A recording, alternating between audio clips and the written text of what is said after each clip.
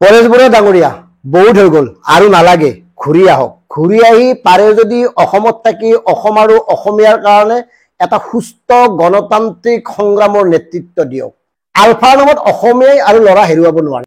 কাৰ ল'ৰা মৰি আছে কওকচোন অসমীয়া ল'ৰা লোকচান কাৰ হৈ আছে অসমৰ লোকচান কাৰ হ'ব অসমৰ তেতিয়াহ'লে কিয় এইবিলাক কাম আপোনালোকে কৰি আছে আপোনালোকে তো নজনাকৈ থকা নাই যে বৰ্তমান সময়ত স্বাধীন অসমৰ যিটো দাবী সেইটো অপ্ৰাসংগিক তাৰ কোনো বাস্তৱ ভিত্তি নাই এয়া অসম্ভৱ তাৰ পিছতো কিয় এনেকে খামুচি ৰৈ আছে সেই কথাৰে অসম আৰু অসমক স্পষ্ট কৰক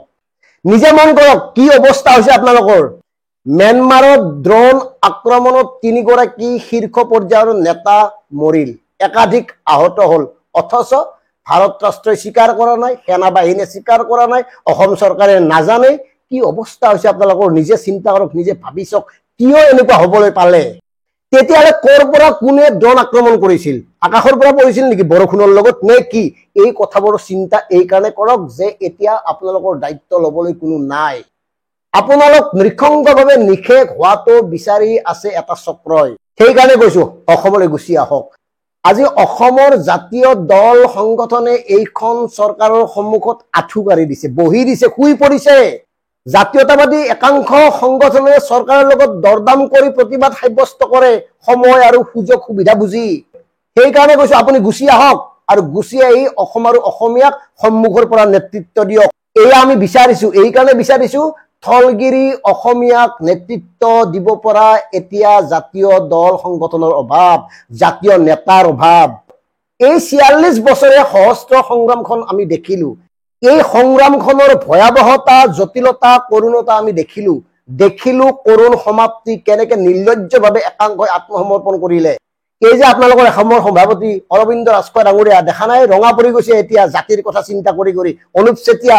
তেওঁলোক এতিয়া ভিআইপি পিএছ লৈ ঘুৰে তেওঁলোকে এতিয়া সমগ্ৰ অসমৰ উন্নয়নৰ কাৰণে ইমানকে নিজকে ব্যস্ত ৰাখিছে কত এটা মাত দিয়াৰো তেওঁলোকৰ সময় নাই দুখ লাগে তেওঁলোকে আলোচনাৰ নামত যি ধৰণে নতি স্বীকাৰ কৰিলে আপোচ কৰিলে আৰু শেষত এই সাহায্যৰ নামত যি কেইটা টকা পালে সেই কেইটাও নিজৰ নামত ভগাই ললে নিজৰ মাজতে ভগাই লৈ এতিয়া তেওঁলোকৰ কৰিবলগীয়া একো নাই শহীদ পৰিয়ালক কোনো গুৰুত্ব দিয়া নাই নিৰ্যাতিতক কোনো গুৰুত্ব দিয়া নাই অথচ সুদীৰ্ঘ দিনৰ সংগ্ৰামখনৰ পৰিসমাপ্তি ঘটাই এওঁলোকে আলফা ভংগ কৰি দিলে এই হল বৰ্তমান সময়ৰ বাস্তৱ এই যে অনুপ চেতিয়া আৰু অৰবিন্দ ৰাজখোৱাই এই আলোচনাৰ নামত ভেক ভাওনাখন কৰি কেৱল নিজৰ বাবে কৰিলে এই কথাবোৰ আপোনালোকে জানে নে নাজানে হাজাৰ হাজাৰ নিৰ্যাতিত এতিয়াও বিভিন্ন প্ৰান্তত হুমুনিয়াকাৰী আছে তেওঁলোকে এতিয়াও শৰীৰত 90 দশকৰ ভয়াবহ স্মৃতি কঢ়িয়াই লৈ ফুৰিছে পঙ্গুত্বক সাৱতি একাংশই মৃত্যুলৈ বাট গণি আছে অথচ এওঁলোকে তেওঁলোকক গুৰুত্ব দিয়া নাই কেৱল নিজৰ মাজতে সকলোবোৰ ভগাই ললে গতিকে সেনাধ্যক্ষ পৰেশ বৰুৱা ডাঙৰীয়া একদম স্পষ্টভাৱে কৈছো আমি দিকে বিভেক্তে আহক দৰকাৰ নাই লাভ নাই বৰ দুখ লাগে এই কাৰণে দুখ লাগে আপোনালোকৰ নামৰ শেষত অসম আছে ড্ৰোন আক্ৰমণত নয়ন অসম গণেশ অসম প্ৰদীপ অসম যিয়েই নমৰক তেওঁলোকৰ নামৰ পিছত অসম আছে সেই কাৰণে দুখ পাওঁ সেই কাৰণে আবেগিক হওঁ সেই কাৰণে কৈছো আৰু নালাগে অসমীয়া আৰু হেৰুৱাব নোখোজে মূল্যবৃদ্ধিৰ প্ৰকোপত সাধাৰণ জনতাই জীয়াই থাকিবৰ কাৰণে 7 বাৰ ভাবিবলগীয়া হৈছে উন্নয়নৰ বিজ্ঞাপন আৰু স্লোগানত একাংশ লোকে উঠি পাই যোৱাৰ বিপৰীতে একাংশ লোকৰ অৱস্থা দিনে দিনে বেয়াৰ পৰা বেয়ালৈ গতি কৰিছে গতিকে এই কথাবোৰ চিন্তা কৰক ভাবক আমি আলফাৰ সহস্ত্ৰ সংগ্ৰামখন সন্মুখৰ পৰা দেখিছো আমি হেৰুৱাইছো আমাৰ সতীৰ্থক আলফাৰ কাৰণে নিৰ্মম নিৰ্যাতনৰ বলি হৈছিল আমাৰ পৰিয়াল সেই কাৰণে কথাবোৰ কৈছো এই কথা কোৱাৰ আমাৰ অধিকাৰ আছে বহুত হৈ গ'ল বহুত হৈ গ'ল 46 বছৰ কম নহয় ধেমালিত নহয় অসম আৰু অসমীয়াক আৰু পিছুৱাই নিনিব সন্মুখৰ পৰা নেতৃত্ব দি কেনেকে অসমক আগবঢ়াই নিব পাৰি তাৰ চিন্তা কৰক কাৰণ এতিয়া অসমৰ কোনো মৌলিক সমস্যাৰ হৈ মাত নামাতে জাতীয় দল সংগঠনে মূল্য বৃদ্ধি হৈ আছে কাৰো মাতবোল নাই নকমিলে ঔষধৰ দাম বাঢ়িয়ে থাকিল নকমিল স্মাৰ্ট মিটাৰ কেইদিনমান দেখাত দেখি আন্দোলন হল স্মাৰ্ট মিটাৰ বাহাল থাকিলেই অসমৰ পৰা বিশেষ ৰাজ্যৰ মৰ্যাদা কৰ্তন কৰা হল কাৰো মুখত মাত নাই কোনো বাধ্য কৰাব নোৱাৰিলে এইখন চৰকাৰক এপিএছচিৰ পৰা অসমীয়া ভাষাৰ প্ৰশ্ন কাকত বাতিল হল কাৰো মাতবোল নাই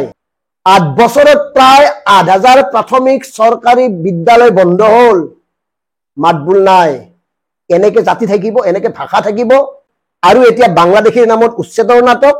কোটি কোটি টকা প্ৰতি মাহে ঋণ লৈ আছে 1,72,000 কোটি টকা ঋণ কৰ পৰা কেনেকে পৰিশোধ কৰিব তাৰ কোনো ধাৰণা নাই তাৰ কোনো পৰিকল্পনা নাই অথচ ঋণ লৈ আছে গতিকে সেনাধ্যক্ষ পৰেশ বৰুৱা ডাঙৰীয়া আপোনাক কৈছো সমস্যাৰ মাজত এতিয়া উশাহ নোপোৱা অৱস্থাৰ সৃষ্টি হৈছে নিম্ন মধ্যবিত্ত একাংশ লোকৰ দৰিদ্ৰ একাংশ লোকৰ 1250 টকাৰি ভিক্ষাৰীত পৰিণত কৰিব খুজিছে এই অসমীয়া জাতিটো গতিকে যদি অসম আৰু অসমীয়াৰ প্ৰতি আপোনাৰ দায়বদ্ধতা আছে সঁচাকৈ যদি অসমৰ থলগিৰি জনতাৰ কথা আপোনালোকে ভাবে তেতিয়াহলে গণতান্ত্ৰিকভাৱে আহি অসম আৰু অসমীয়া সন্মুখৰ পৰা নেতৃত্ব দিয়ক জাতীয় চিন্তা আৰু চেতনাক পুনৰ জাগৃত কৰক সহস্ৰ বিপ্লৱ পৰিহাৰ কৰি গণতান্ত্ৰিকভাৱে সমগ্ৰ বৈপ্লৱিক অসমীয়াক একগোট কৰি বিপ্লৱটো আগুৱাই নিয়ক তেতিয়াই আপোনালোকক চেলুট দিম নহলে এনেকে এই যে আমি শুনিছিলো বাৰীত কাহে ওলাই নাহে এই ৰূপত থাকিলে আপোনাক কোনেও আৰু গ্ৰহণ নকৰে একদম স্পষ্ট কথা ধন্যবাদ